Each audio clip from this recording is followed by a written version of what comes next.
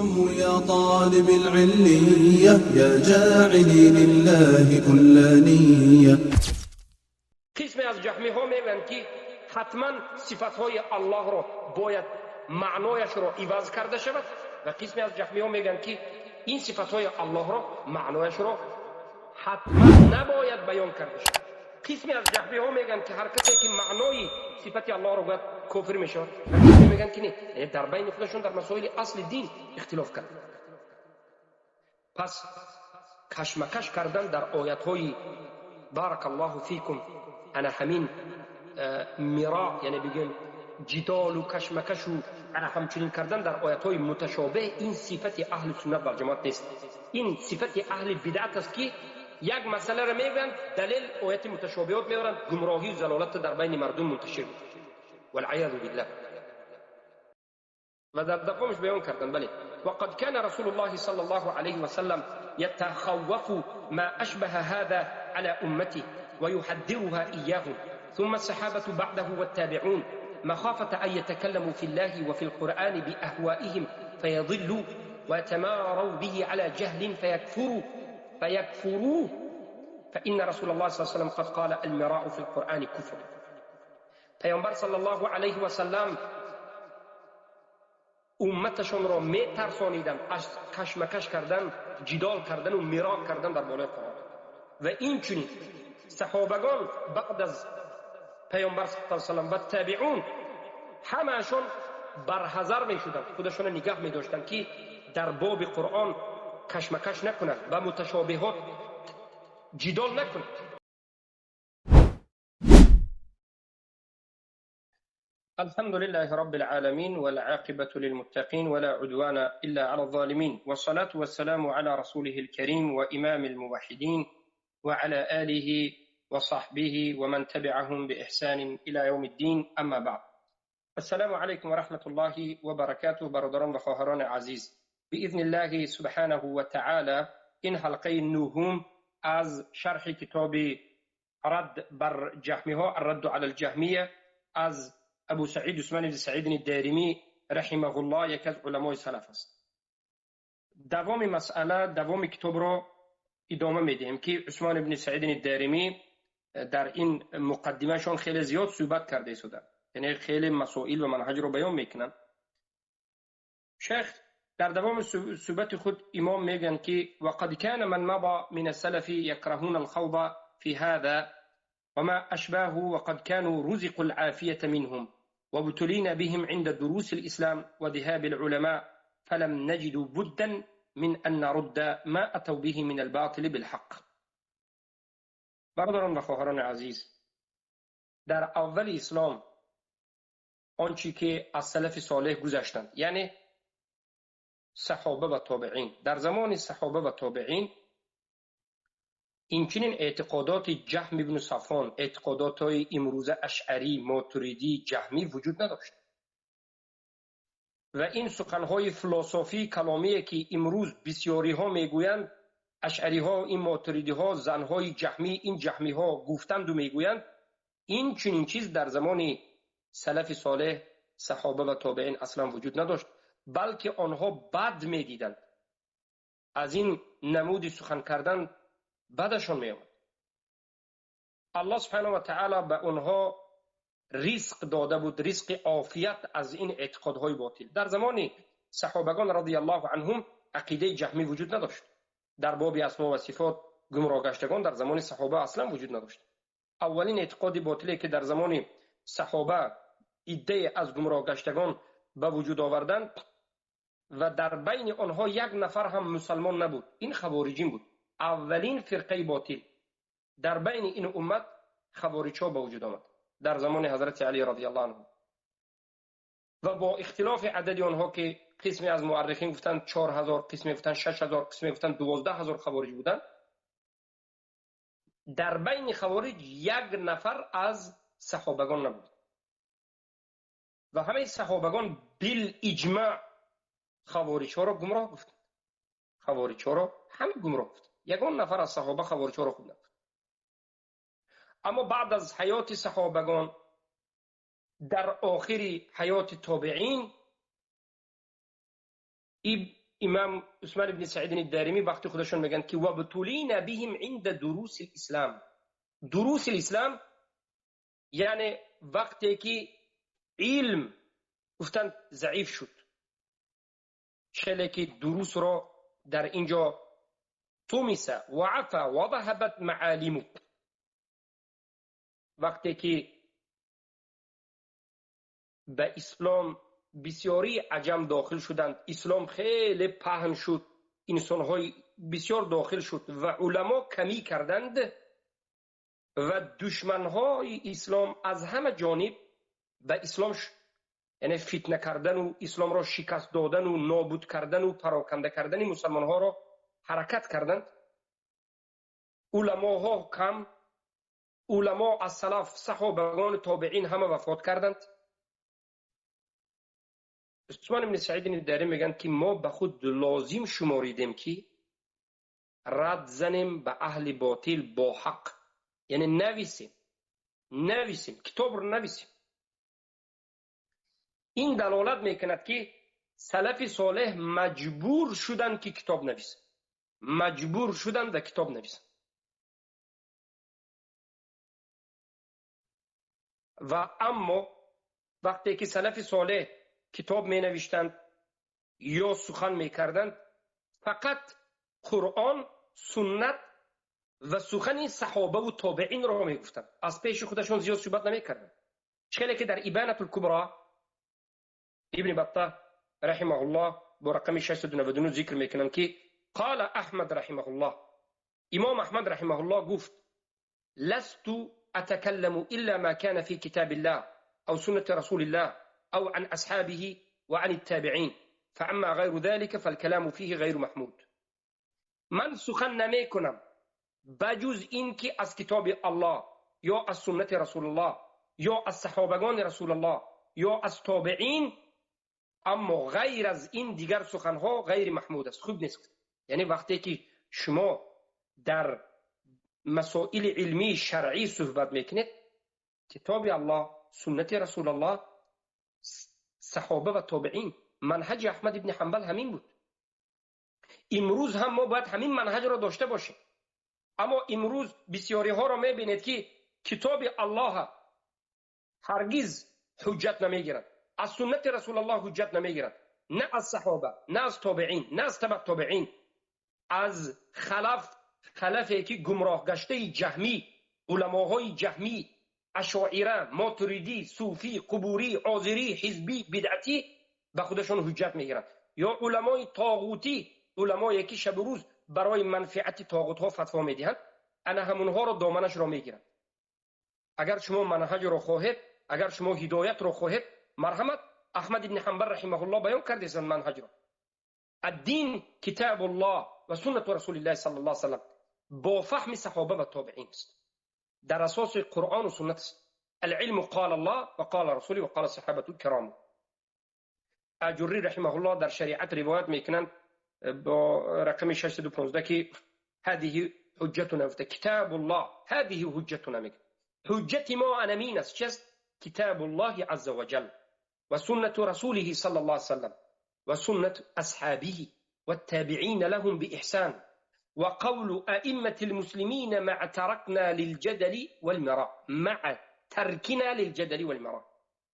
حجة ما أنا مينس كتاب الله عز وجل وسنة رسول الله صلى الله عليه وسلم وسنة أصحاب رسول الله صلى الله عليه وسلم و تابعین که پیروی کردند به احسان و خوبی به صحابگان و قول امامهای مسلمین، امامهای مشهور مسلمانها، و ترک کردن جدال و مرا.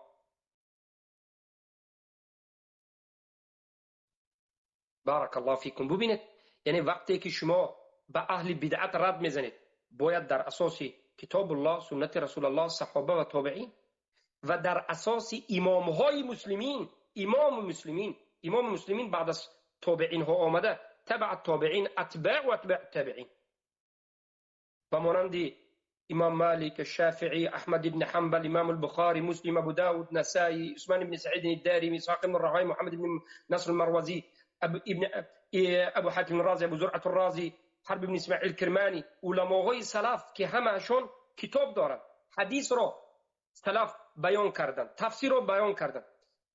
ابن جریر الطبری، ابن ابی حاتم، تمام تفسیر در زمان اونها نوشته شد، تمام حدیث نوشته شد، شرح کرده شد. اما بار دیگر میگیم امروز بسیاری ها این منهج ترک کرد، منهج کتاب، منهج سنت الصحابه و التابعین و ائمه المسلمین ترک کردن. امروز به دنبال دو سه عصر حاضر میروند. از یک طرف میبینی که یا طاغوت پرست است، یا عازری است، یا جهمی است، یا این است، یا اشعری است، یا ماتریدی است. والعیاذ بالله، عاقبتش گمراهی است. برادران و اخوان عزیزم، در این دنیا یک مراتب زندگی میکنید، یک مراتب زندگی میکنید. شما باید منهج را فهمید، دینتون را درست فهمید و از جهمی ها دور شوید. هلاک شما جهمی ها هستند. ابو المظفر السمعانی رحمه الله در کتاب الانتصار صفحه 46 میگوید که و انما ترد البدعه بالاثر لا ببدعه مثلها فانه روي عن عبد الرحمن بن مهدي الامام المقدم قال انما يرد على اهل البدع باثار رسول الله صلى الله عليه وسلم واثار الصالحين فاما من رد عليهم بالمعقول فقد رد باطلا بالباطل فهؤلاء الائمه هم المرجوع اليهم في امر الدين وبيان الشرع ومن سلك طريقا في الاسلام بعدهم فإياهم يتبع وبهم يقتدى فبهم يقتدى ومواقفهم يتحرى فلا يجوز للمسلم أن يظن بهم ظن السوء وأنهم قالوا ذلك عن جهل وقلة علم وخبرة في الدين. برادر عزیزم ببین که به تو علمای اسلام چگونه نصیحت کرد. بدعت اهل بدعت وقتی که رد میکنی، بدعت را باید در اساس اثر رد کنی. بدعت را میخواهی رد کنی، در اساس سنت رسول الله رد کن، در اساس اثر از صحابگان تابعین رد کن. اما بدعت را به بدعت رد نکن.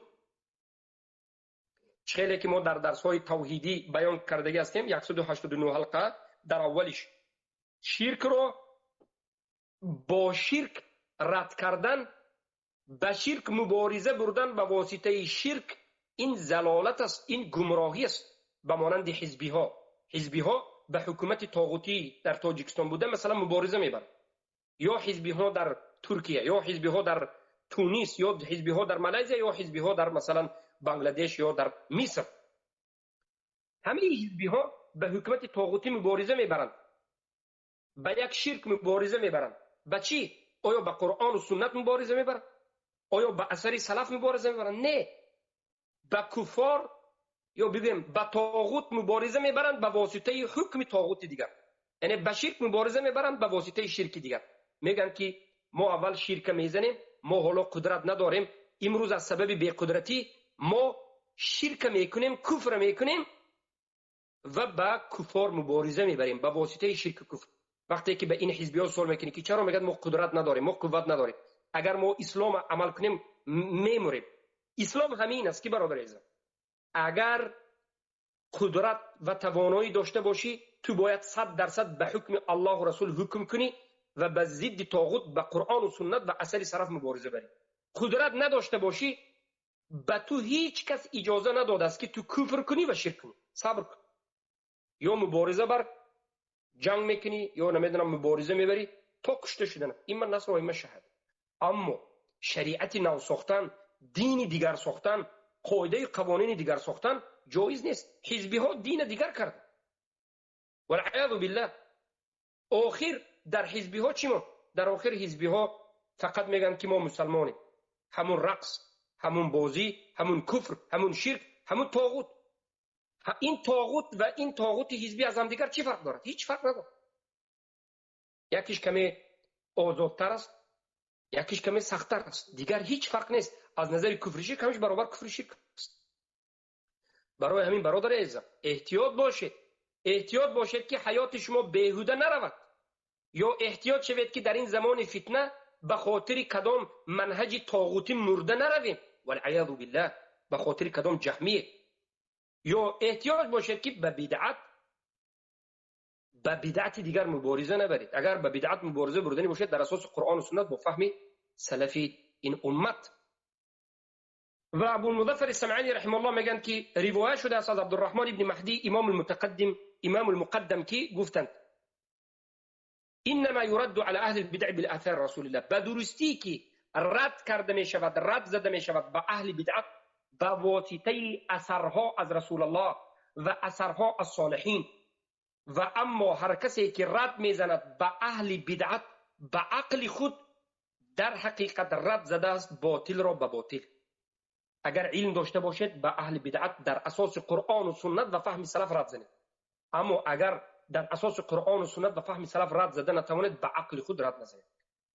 ابو المظفر سمعانی میگه که این است سخنهای امام، آنهایی که مردم دینشان را از این امام ها میآموزند. بارك الله فيكم. ابن تيمية رحمه الله میگوید خیلی که در صفدیه مجله یکم صفحه 163 آمده است ولهذا كان السلف والأئمة يذمون أهل الكلام الذين يتكلمون بمثل هذا الكلام المشتمل على نوع من الباطل ويمنعون أن ترد بدعة ببدعة ويقابل الباطل بالباطل ويرد الفاسد بالفاسد. برای همین است که سلف صالح، امامهای سلف صالح مذمت کردند اهل کلام را، علم کلام را، آنهایی که یتکلمون بمثل هذا الكلام، سخن میکنند به مثل سخن اهل کلام که در سخنشون یک نمود از حق است، یک نمود از باطل است. و اهل سلف صالح منع میکردند که بدعت را به بدعت رد زده شود، یا باطل را به باطل روبرو شود، یا فاسد را به فاسد زنید. این درست نیست. برای چی مرجعه ها را سلف صالح مذمت کردند؟ سبب پیدا شدن مرجعه ها برای چی است؟ همین مذهب مرجعه الفقها میگن، یا مرجعه الضلال، مبتدعه الضلال، مرجعه های مبتدع ها، این زلال گمراه ها برای چی پیدا شده؟ برای آن که به خوارج ها بحث مناظره کردند. یک عده از کسانی که از اثر پیامبر صلی الله علیه و سلم یا بگیم از اثر صحابگان علمشون کم است، رفتن به خوارج ها مبارزه کردند. علمشون نرسید و در جمله زورشون که نرسید علما، آهسته آهسته به مرجعگی رفت. چرا بسیار سلف صالح مرجعه ها را یا ابو حنیفه را مذمت کردند؟ به خاطر رأی، به خاطر بسیار مسئله را از فکر و اندیشه خود گرفتند، به خاطر آن که منهج قرآن سنت و فهم سلفی است. بارک الله فیکم. احمد روایت میکنند در مسندشون، ابو داود هم در سننشون روایت میکنند و حدیثی صحیح است. میگن که ابن بطام رحمه الله در ابانه روایت میکنند المراد بالمراء في القرآن، یعنی انا همین ترک کردنی مراء، جدال. خیلی که ما گفتیم اهل سنت و الجماعت مراء و جدال را ترک میکنند و این از پیامبر صلی الله علیه و سلم ثابت است. من ترک المراء و ان کان محقا، جدال را، هر کسی که جدال را ترک کند، پیامبر صلی الله علیه و سلم به او خانه را در بالاترین منزله جنت داده. المراء، اینجا میگن المراد بالمراء فی القرآن، ابن بطال گفته شده مراد از کلمه المراء در قرآن چی است؟ فقال المراء بين اصحاب الاهواء واهل المذاهب والبدع وهم الذين يخوضون في آيات الله ويتبعون ما تشابه منهم ابتغاء الفتنة وابتغاء تأويله الذين لا يعلمه إلا الله والراسخون في العلم يتأولونه الراسخون في العلم يتأولونه إن أهل بدعة يتأولونه بأهوائهم ويفسرونه بأهوائهم ويحملونه على ما لا تحمله عقولهم فيضلون بذلك ويضلون من اتبعهم عليه. يعني المراء چی بوده است؟ مراء اهل هوا و هوس، جهلا می آیند. خیلی که ما در علم اصول فقه به شما گفتیم آیات های قرآن به دو قسم تقسیم می شود. در سوره اول آل عمران الله سبحانه و تعالی بیان میکنه هن ام الكتاب و اخر متشابهات. یک قسم کتاب که این اصل کتاب است، ام الکتاب یعنی اصل کتاب، اصل قرآن، بسیاری آیات های قرآن این آیات های محکمات است، واضحات است، بینات است، انیق و دقیق همه میفهمند. اما در قرآن باز آیات های هست که آیات های متشابهات است. متشابهات آیات هایی که یعنی واضح نیستند و همه فهمیده نمیتوانند. اهل بدعت، اهل هوا و هوس می آیند آیت‌های واضحات، آیت‌های بینات به یک طرف میگذارند، آیت‌های متشابهات به چنگ میزنند و بحث و مناظره و جدال و کشمکش شروع میکنند. دینشون پر از شبهه است. انا همین را باید ترک کرده شود. این علامت گمراهی است. خیلی که صحابگان، تابعین، تبع تابعین و تا به امروز اهل سنت و الجماعت چنگ میزنند به آیت‌های محکمات اصل قرآن و در بین اهل سنت و الجماعت در مسائل اصل دین، واجبات دین، معلوم من الدین بالضروره و در مسائل فقهی، مسائل ظاهر فقهی اختلاف وجود ندارد، الا در مسائل اجتهادیات اختلاف و بعض از مشاکلی که نقطه آخرش معلوم است و هیچ تفریقه را به وجود نمی آورد. اما در بین اهل بدعت، هوا و هوس و بخصوص در بین جهمی ها اختلاف بزرگ در مسئله اصول دین است. اختلاف بزرگ در مسئله اصول دین است. قسم از جهمی ها میگویند که حتما صفات های الله را باید معنایش را عوض کرده شود و قسم از جهمی ها میگویند که این صفات های الله را معنایش را حتما نباید بیان کرده شود. قسم از جهمی ها میگویند که هر کسی که معنای صفت الله را گوید کافر می شود و قسم میگویند که نه. یعنی در بین خودشون در مسائل اصل دین اختلاف کرد. پس کشمکش کردن در آیت های بارک الله فیکم، انا همین میرا، یعنی بگیم جدال و کشمکش و انا همچنین کردن در آیت های متشابه، این صفت اهل سنت و جماعت نیست. این صفت اهل بدعت است که یک مسئله را میگویند دلیل آیت متشابهات میارند، گمراهی و ضلالت در بین مردم منتشر میکنند والعیاذ بالله. و در دوامش بیان کردن که بارک الله فیکم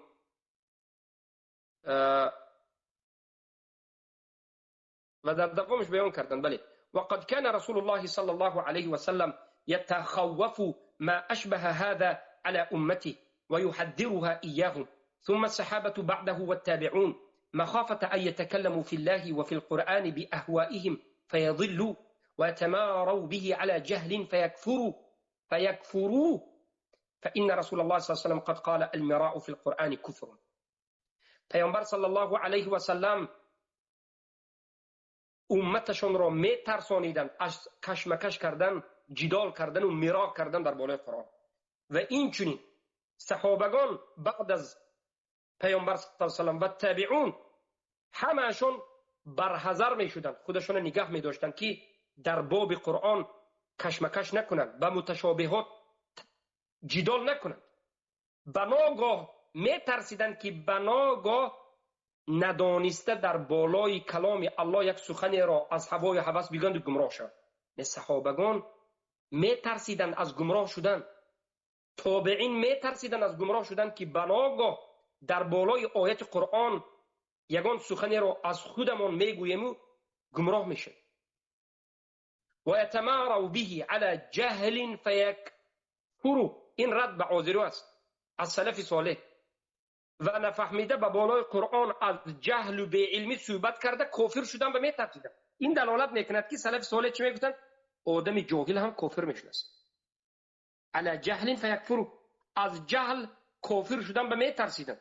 برای همین تا زمانی که انیق و دقیق علم نداشته باشند گپ نمیزدن.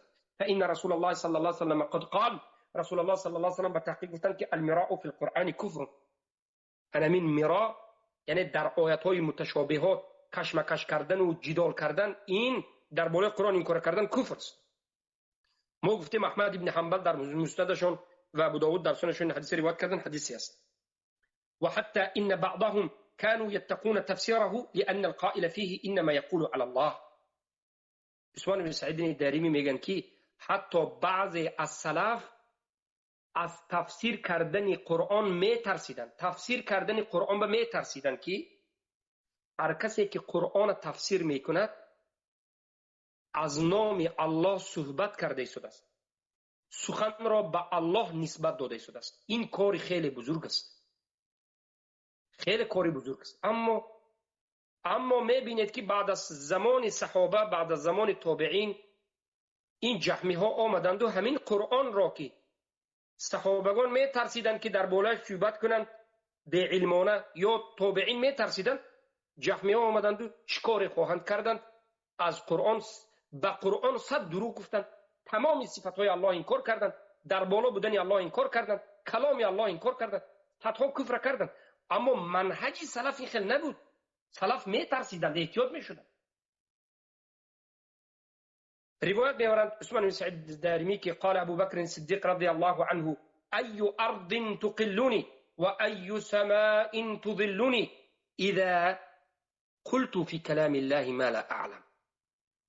کدام زمین مرا میبردارد و کدام آسمان مرا سایه میکند وقتی که من در کلام الله سخنی گفتم که نمیدانم.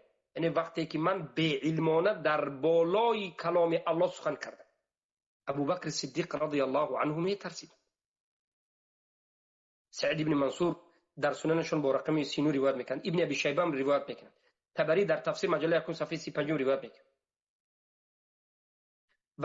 روایت آمده است که وقتی که ابوبکر صدیق را از آیتی و فاکهة و ابا سوره عبسات 31 سوال میکند، ابوبکر صدیق میگن که یعنی وقتی که من یک سخن نمیدانم سخن نمیکنم، زیرا که میترسم از الله سبحانه و تعالی.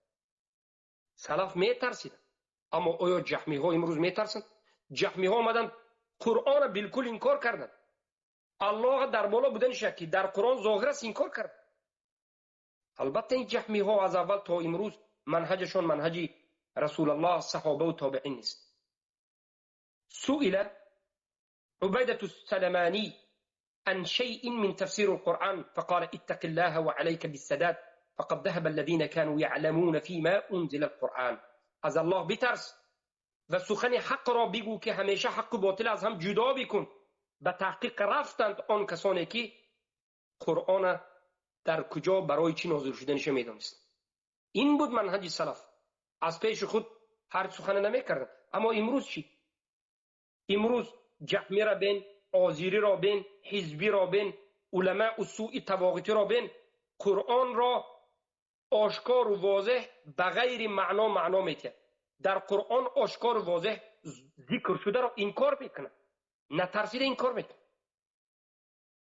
ابن تیمیه رحمه الله در مقدمه در اصول التفسیر صفحه 50 میگن که فهذه الآثار الصحيحة وما شاكلها عن أئمة السلف محمولة على تحرجهم عن الكلام في التفسير بما لا علم لهم به، فأما من تكلم بما يعلم من ذلك لغة وشرعا فلا حرج عليه. ولهذا روي عن هؤلاء وغيرهم أقوال في التفسير ولا منافة لأنهم تكلموا فيما علموا وسكتوا عما جهلوا، وهذا هو الواجب على كل أحد. فإنه كما يجب السكوت عما لا علم له به فكذلك يجب القول فيما سئل عنه مما يعلمه، لقول الله تعالى لتبيننه للناس ولا تكتمونه. سلف صالح منهجشون همین بود که هر مسئله که علم نداشتند خودداری میکردند، سخن نمیکردند، و در آن جایی که علم داشتند سخن میکردند. ابن تیمیه رحمه الله میگن چنانه که کسی که علم ندارد سخن نکردنش براش واجب است و سخن کردن به علمانه برایش حرام است، همچنین کسی که علم دارد سخن کردن برایش واجب است، بیان کردن برایش واجب است، زیرا که الله سبحانه و تعالی در قرآن گفته ولا تبیننه للناس ولا تکتمونه. حتما باید به مردم بیان کنید و پنهان نکنید. اما کی؟ اهل علم. ای کسانی که امروز علم ندارید، در بالای دین الله صحبت میکنید و فتنه و فساد را به وجود میارید، از الله بترسید، زبان خود را نگه دارید و به مانند جهمی ها مردم را گمراه نکنید، خودتون را و مردم را گمراه نکنید. این دین الله است. این دین جای مشهور شدن نیست، جای بازی کردن نیست و جای یگان از مسائل دنیوی نیست. این دین الله را وقتی که علم داری، منهج داری، در اساس علم و منهج سخن کن. به خاطر رضایت الله، ظاهر شدن دین، نگاه کردن دین. اما وقتی که علم نداری، وقتی که جاهل هستی، قدر خودت را دان، دهانت را محکم کن، سخن نکن. سخن کردن برای تو حرام است. ابن القیم الجوزی رحمه الله میگن سخن الناطق بالباطل کالشیطان الناطق. سخن کننده به باطل آدم جاهلی که از سبب جهل باطلانه در بالای قرآن و صحبت سخن میکند، در بالای قرآن و سنت به علمانه جاهلانه سخن میکند به مانند شیطان ناطق است. اما کسی که علم دارد، کسی که از منهج باخبر است اما در وقت ضرورت علم دارد و سخن نمیکند به مانند شیطان اخرس، به مانند شیطان گنگ است. الساکت عن الحق کشیطان الاخرس. ساکت از حق دیده و دانسته نمیگوید، این به مانند شیطان گنگ است. به اهل علم واجب است که حق را بگویند، حق و باطل جدا کنند و کسانی که علم ندارند برایشون واجب است که سکوت کنند، علم آموزند و در دین الله صحبت نکنند، زیرا که به سبب یک کلمه خودشون را و مردم را گمراه میکنند و به سبب یک کلمه به کفر گرفتار میشوند. الله میگه ولقد قالوا کلمه الکفر و کفروا بعد ایمانهم. به تحقیق سخن کفر گفتند و بعد از ایمانشون کافر شدند. و کفروا بعد اسلام، بعد از اسلامشون و بعد از ایمانشون کافر شدند. برای همین بار دیگر میگیم ما امروز میبینیم بسیار جوانها رو میبینیم از جانب جهمی ها، از جانب آذری ها، از جانب حزبی ها، از جانب طرفداران طاغوت، علماء سو، از جانب جاهلان مداخله و غیره میبینیم که علم نداره اما در دین الله صحبت میکند، به اهل حق سخنهای ناسزا میگوید، علم نداره. بیچاره مسکین حالتش میبینی غم میخوری، هم فتنه به خودش هست هم فتنه به دیگران است. اگر رود علم آموزد میفهمد که چقدر چیزها را نمیداند. فهذا صدیق. ببینید حضرت عثمان بن سعید الدارمی علمای سلف چی گفته؟ میگن که فهذا صدیق خیر هذه الامه بعد نبیها والخلیفه بعده قد شهد التنزيل وعاين الرسول وعلم فيما أنزل القرآن إلا ما شاء الله يتوقع أن يقول في القرآن مخافة ألا يصيب ما عنا الله فيهلك. الله أكبر. إن صديق أبو بكر الصديق رضي الله عنه بهترین این امت است بعد از پیامبر صلی الله علیه و سلم، خلیفه رسول الله بعد از رسول الله است. تمام نازل شوی آیات ها را همراه پیامبر صلی الله علیه و سلم بود و با خبر بود و شاهد بود. پیامبر کمک کرد، علم داشت به نازل شده قرآن، آن چیزی که الله سبحانه و تعالی از او با خبر بود. با وجود همه این پرهیز میکرد، میترسید که در قرآن نسبت قرآن یگان سخنی را بگوید که خطا باشد، موافق مراد و قصد الله نباشد، یعنی مخالف مراد الله باشد و به سبب این سخنش هلاک شد. ابو بکر صدیق میترسید که یک سخنی خطا را بگوید که هلاک شد. اما امروز میبینید والعیاذ بالله متکبرچه ها، جاهلچه ها، نه فقط از جهمی ها، برادر عزیزم میبخشید، نه فقط از جهمی ها، از یک طرف خوارج ها، نه فقط از خوارج و جهمی و حزبی، آن برادرانی که خودشان را موحد میگن، آن خواهرانی که خودشان را موحده میگن، پیرو قرآن و سنت با فهم سلف این امت میگن، نفهمیده چنان کبر و غرور کرده در بالای آیات قرآن و سنت رسول الله و کلام سلف، جاهلانه چنان کارهای را میکنن که والعیاذ بالله به حالت اونها میترسیم. ثم عبیدة السلمانی بعده وكان من كبار التابعين، فكيف بهؤلاء المنسلخين من الدين والعلم الذين يتقحمونه تقحما ويفسرونه بأهوائهم خلاف ما عن الله وخلاف ما تحتمله لغات العرب. و بعد از ابو بکر صدیق یکی از بزرگترین کبار تابعین عبیدة السلمانی، از کبار تابعین که میترسیدند از سخن کردن، میترسیدند بدون علم. اما چی رسد امروز اهل بدعت را نظر کنید، منسلخین، گمراه شده ها از دین، دور شده ها از دین و از علم، آنهایی که یتقحمونه تقحما میگن. مراد از این تقحما یعنی در کتاب النهایه میاد که اقتحم الانسان الامر العظیم تقحمه اذا رمى نفسه فيه من غیر رؤیة و تثبت. یک چیز ندانسته و نفهمیده و انیق نکرده، از همه جانبش ندیده، همون مسئله به داخل شدن. این میگن صفتی انمی جهمی ها است.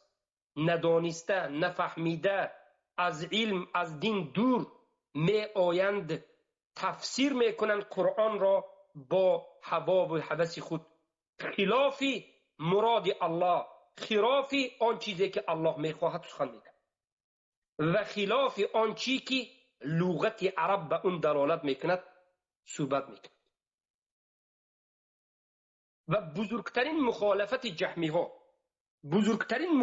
جهمی ها و پیامبر و صحابگان و تابعین در این مسئله جاهلانه تفسیر کردن جهمی ها در باب آیت ها و احادیث صفات است. تمام کتاب های جهمی را از قدیمشان تا امروزشان نظر کنید، کتاب تفسیرشان را نظر کنید یا تفسیری یا شرح حدیث را نظر بکنید.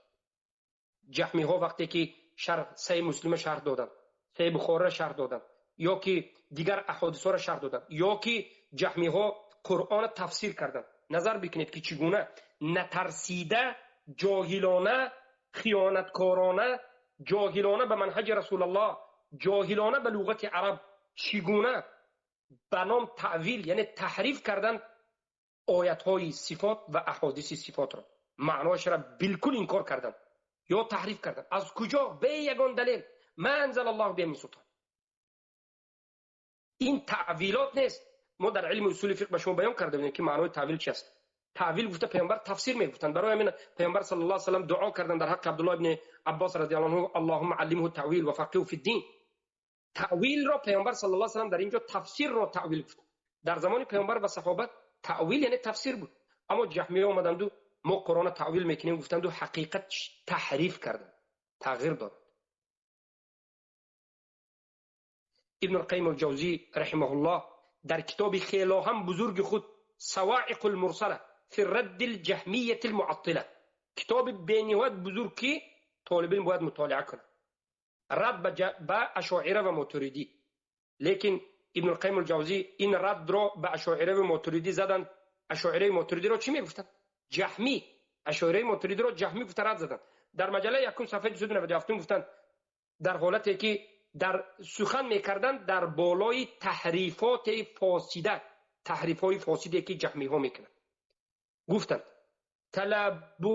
تلاعبهم بالنصوص و انتهاك حرماتها فلو رأيتها وهم يلوكونها بأفواههم وقد حلت بها المثالات وتلاعبت بها أمواج التأويلات وتقاذفت بها رياح الآراء واحتوشتها رماح الأهواء ونادى عليها أهل التأويل في شوق من يزيد فبذل كل واحد في ثمنها من التأويلات ما يريد فلو شاهدتها بينهم وقد تخطفتها أيدي الاحتمالات. یعنی چقدر کارهای بد را جهمی ها کرد، تمام حرمات بازی کردن. میگه تلاعبهم به نصوص قرآن و سنت جهمی ها بازی کرد، تمام حرمات ها را از سرحدش گذاشتن، خیانت کردن و مخالفی و خلاف ما تحتمله لغات العرب، مخالف آنچه که لغت عرب احتمالات لغت عرب است سخن کرد. عثمان بن سعید الدارمی رحمه الله فرمودند که ولقد قال بعض اهل العلم لا تهلك هذه الامه حتى تظهر فيهم الزندقه ويتكلمون في الرب تبارك وتعالى. بعض از اهل علم در زمان سلف صالح میگفتند که این امت هلاک نمی شود تا همان زمانی که در این امت زندیق ها ظاهر شود و در حق رب العالمین تبارک و تعالی سخنهای زندیقی کند. زمانی که در این امت زندیق ها ظاهر شد و در حق الله رب العالمین هر چیزی را که خواست گفت، انا همین سبب شد که این امت هلاک شد. حالا بسیار کسانی که به جهاد مشغول هستند، قسمی در افغانستان، قسمی نمیدانم در سوریه باشد، در دیگر جای دنیا به جهاد مشغولند، بسیاری آنها جانب عقیده اسماء و صفات را اهمیت نمیدهند. بسیاری آنها رد کردن جهمی ها را اهمیت نمیدهند. بسیاری یا بعضی آنها حتی جهادشان جهاد حزبیانه است. حزبیانه یعنی چی؟ ما جهاد میکنیم به خاطر اینکه زندگی مردم زیبا شود، اقتصاد خوب شود، مکتب ها خوب شود، این شود، آزادی شود، برکه شود، دهقانی شود، بای شود، به دولت شود. یگان مراتب نمیگویند که ما به خاطر لا اله الا الله، به خاطر توحید یکتاپرستی این عمل ها را میکنیم. نه، آزادی این و آن. اما در زمان پیامبر صلی الله علیه و سلم، در زمان صحابه، این همه جهادهاشون حرکت به خاطر تطبیق حکم الله بود. در زمان عمر بن الخطاب رضی الله عنه قحطی آمد، چقدر وزنی و مشقت گرسنگی بود. اگر امروز به بالای این بنا مجاهدها این قحطی این گرسنگی بیاد چیکار میکنه؟ یعنی یک دولت سازن، یک دولتی مثلا مسلمانی سازن، دولتشون قحطی گرسنگی شود، چیکار میکنه اینا؟ نیم زایدیش از بحر جهادش میبره. یا که بارک الله فیکم میگن که امروز بعضی از مجاهدان میگن که امروز مهم جهاد کردن است، مسئله اشعری، ماتریدی، جهمی یا مسئله جهمی ها به گپ زدن این مهم نیست میگن. البته این باطل است، این باطل است.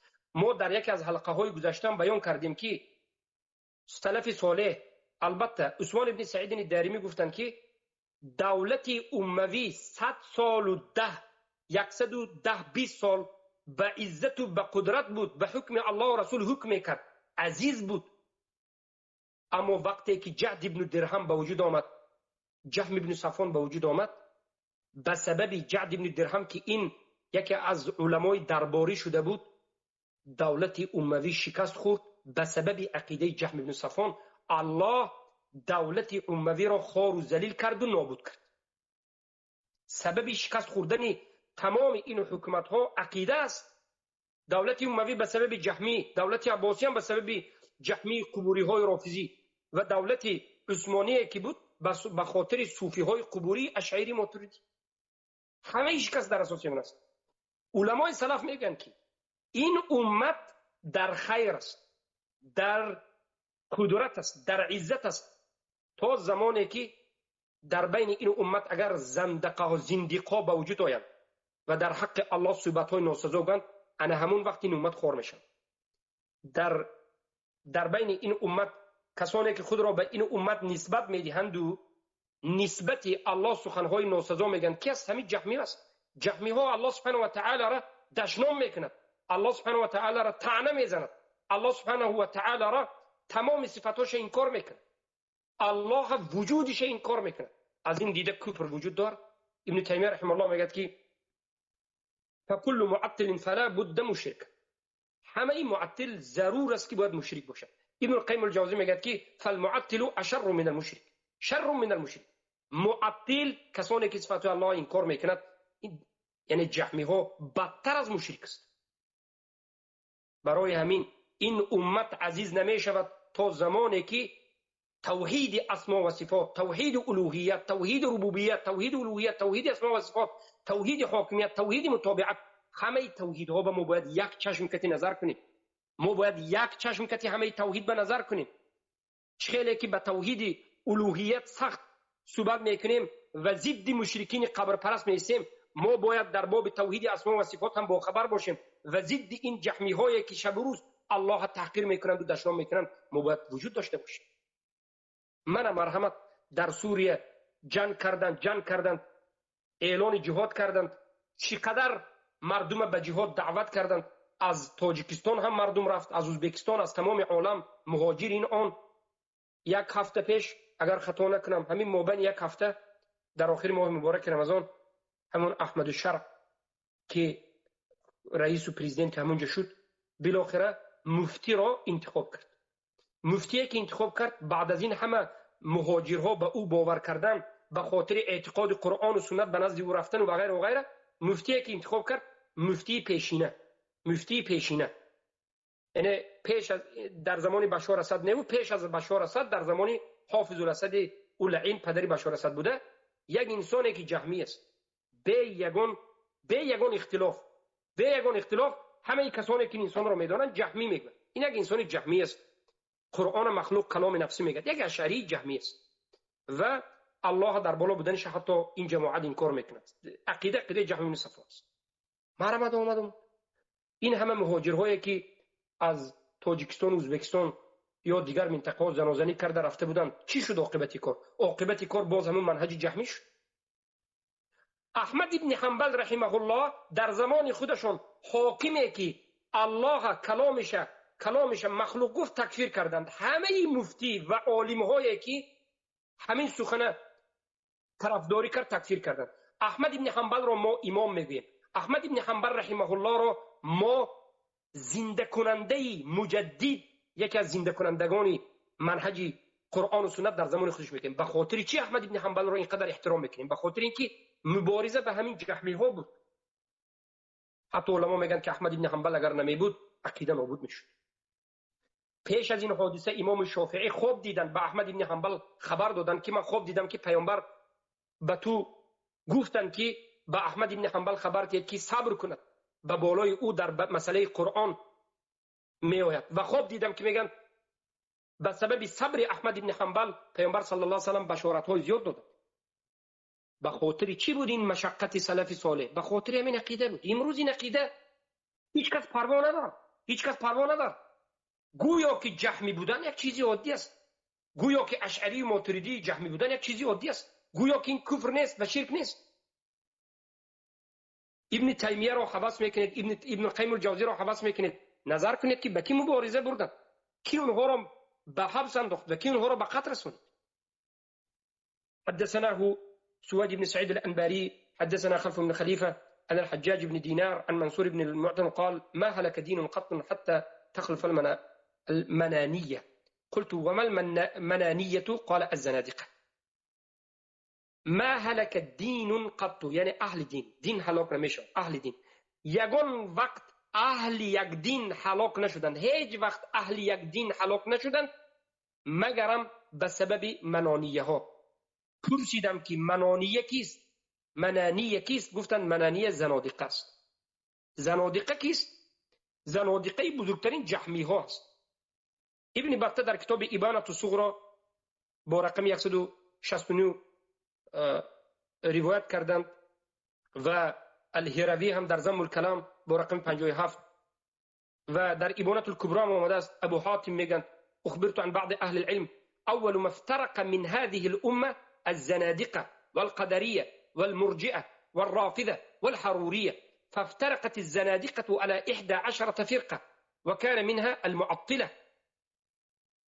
ببینید ابو حاتم الرازی یکی از علمای سلف گفتند که خبر داده شدن، به من خبر علما دادن که بعضی از اهل علم خبر دادن که اولین کسایی که به امت به تفریقه گرفتار کردن، در بین امت تفریقه کردن، امت پراکنده کردن، این زنادقه ها هستند.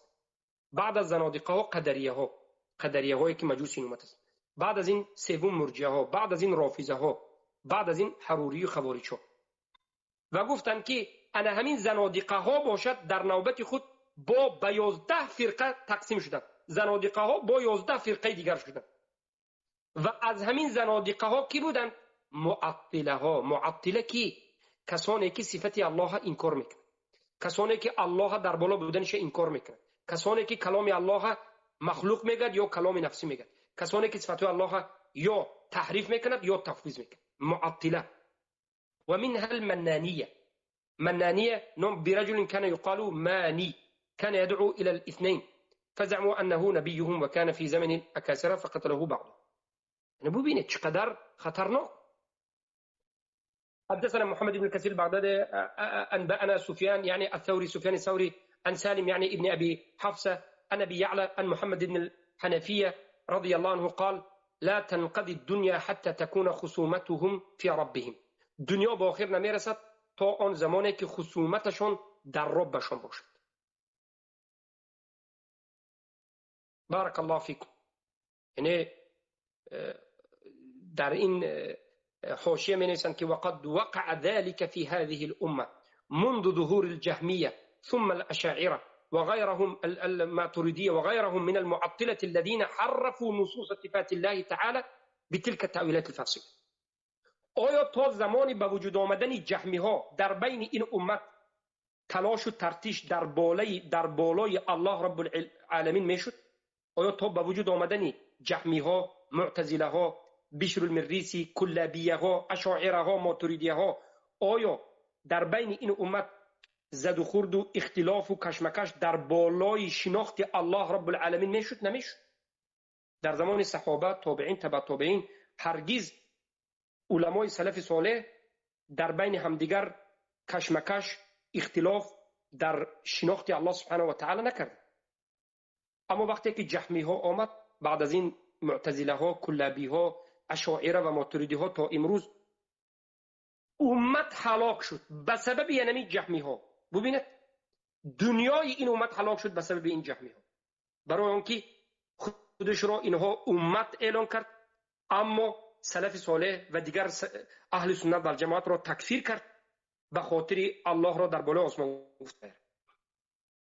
عن عبدالله بن مبارک قال لأن احكي كلام اليهود والنصارى احب الي من ان احكي كلام الجهمية. عبدالله بن مبارک رحمه الله گفتند که برای من خوب است، بهتر است که حکایت کنم، نقل کنم سخن یهود و نصارا را. برای من دوست داشته‌تر و بهتر است که نقل کنم سخن یهود و نصارا را از این که سخن جهمی را نقل کنم. جهمی ها تا این درجه بد هستند، بدتر از یهود و نصارا است. خیلی که امام البخاری رحمه الله میگه که و من فرق ندارد که میگه لا ابالی صلیت خلف اليهود و جهمیه و اليهود و نصارا. نماز خواندن در پشت جهمی و نماز خواندن در پشت یهود و نصارا برابر است. بارک الله فیکم. این خیلی خطرناک است، خیلی خطرناک است. اما امروز بسیاری ها بی‌پروایی میکنن در باب عقیده جهمی. عن ابي هريره رضي الله عنه قال قال رسول الله صلى الله عليه وسلم لا يزالون حتى يقال لأحدكم هذا الله خلقنا ومن خلق الله تبارك وتعالى.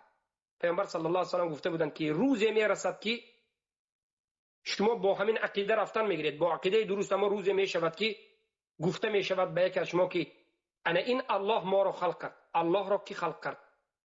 این خیل سخنها، این خیل سوالها در زمان پیامبر صلی الله علیه و سلم سخنهای خیلی هم وزنین، بزرگ، خطرناک حساب میشد. اما آهسته آهسته وقتی که جهمی ها به وجود آمدند، در حق الله سبحانه و تعالی نترسیده هر چیزی را که خواهند گفتن گرفت.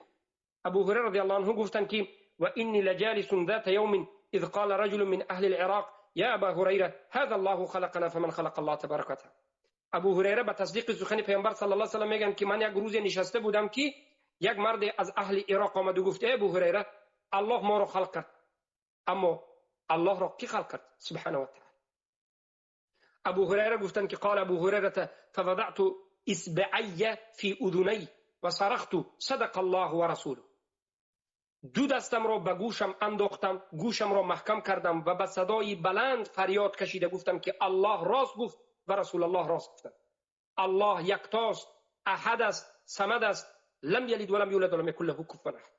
از هیچ کسی را تولد نکرد، از هیچ کسی تولد نشد و هیچ کسی و هیچ مخلوق با الله برابر نمیشه. بس برادران و خواهران عزیز، حفظکم الله و رعاکم، با همین هم ما مقدمه نوشته عثمان بن سعید الدارمی را به خاتمه نرسانیدیم. حلقه آینده باذن الله سبحانه و تعالی به آخر میرسد و بعد از این به باب عرش داخل میشه. اکنون یعنی منهج رو تا اینجا فهمیدید که مذهب سلف صالح این احتیاط کردن بود، احتیاط ایمان بود و در حق الله سبحانه و تعالی به آداب و اخلاق صحبت کردن بود، ترسیدن بود. اما میبینیم که جهمی ها امروز خصوصا اشاعره و ماتریدی و غیره ها یک بوی از این منهج رو ندارن. سبحانك اللهم بحمدك اشهد ان لا اله الا انت استغفرك و اتوب الیک.